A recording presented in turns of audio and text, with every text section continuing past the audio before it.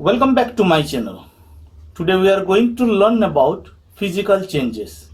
In the previous class already I taught you the different kinds of changes around us, the common changes around us. Today we are going to learn physical change. Physical change is an important concept in chemistry. So children, in this chapter, in this lesson we are going to learn about what is a physical change, different examples of physical changes, and also the common characteristic of a physical change. Before starting the lesson, let me remind you to subscribe my channel and press the bell icon. So let us start today's lesson.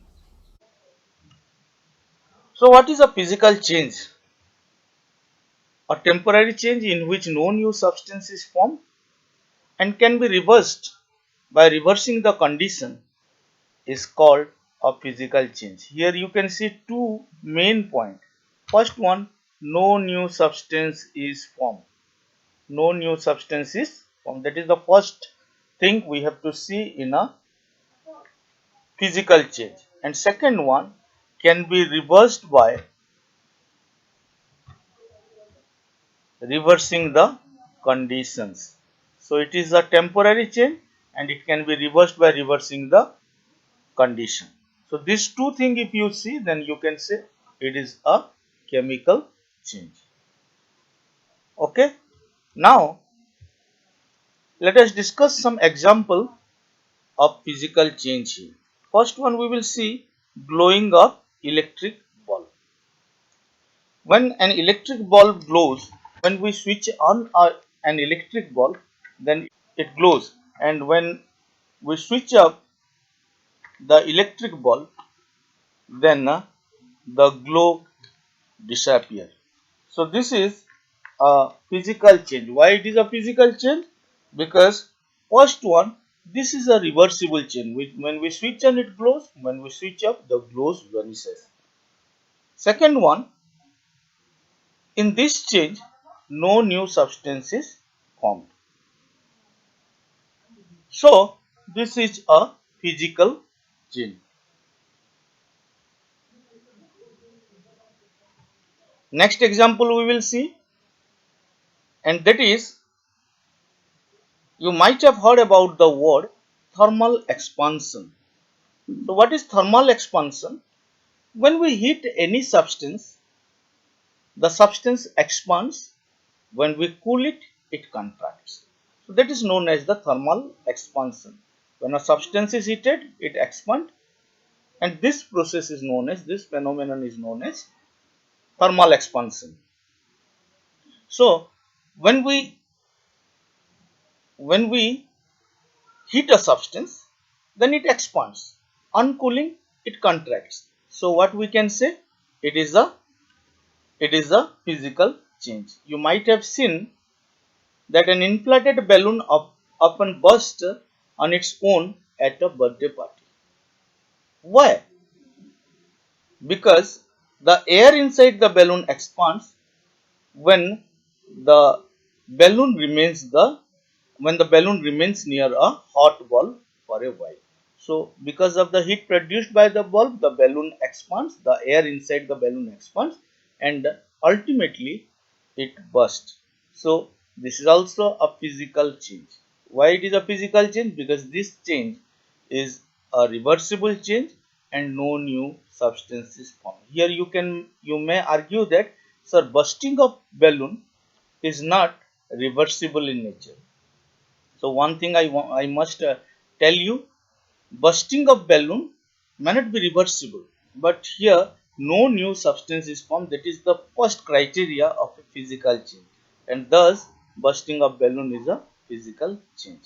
Now let us come to the next. The next one, next example is a very common example and most appropriate example of physical change. That is the change in state of matter. You might have learned that solid changes to liquid, liquid changes to gas, all this. So that is a physical change. Now you can see, suppose when we heat a solid, it undergo melting, it melts and the product is a liquid. On the other hand, if you see liquid when it is cooled, it gives solid, it freezes to give solid. Similarly, when a liquid is heated, then it boils to give a gas. But on the other hand, gas when cooled, it condenses to give a liquid. You can take the example of water. When ice is heated, it gives water. It melts to give water. When water is cooled, it freezes to give ice. Similarly, when water is heated, it vaporizes to give gas or it boils to give gas. When or water vapor is cooled, then it condenses to give water. So all this you can see, it's a reversible change. This all these changes are reversible changes, and no new substance is formed during this change. Only the physical property, the state of matter changes during this.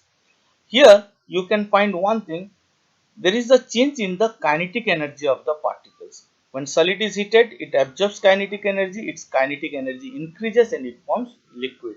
When liquid is heated, it absorbs energy and it forms water vapor, so its kinetic energy increases. On the other hand, the reverse, you can see the kinetic energy decreases during the process. Now, the next one I'm going to say, before that, I want to ask you one question. Have you ever heard about these substances? Camphor, ammonium chloride, naphthalene, and iodine. These substances are having some common property, special property. Can you guess it? Yes, these substances on heating directly they changes to the vapor state without going through the liquid state, directly solid to gas, and this process is known as sublimation. So what is sublimation? Sublimation is the process of conversion of state from solid to gas directly without changing into liquid state. All these substances are sublimable substances, and sublimation is also an example of physical change. Why? Because this vapor obtained after sublimation, once again if they are cooled, then we will get the solid state. So this is a reversible change, and no new substance is formed during this change, and that is why it is an example. These are example of physical changes. The next example of physical change what I am going to discuss is the dissolution of sugar or salt in water. All of you know that sugar and salt can be dissolved in water. Whenever we get uh, sugar dissolved in water, that substance is known as solution. Sugar is the solute and water is the solvent. So, children, this is also dissolution of sugar or salt. That is also an example of physical change. It is because we can get back the solute, we can obtain the solute back when we evaporate the solution. So, it is a reversible change and no new substance is formed.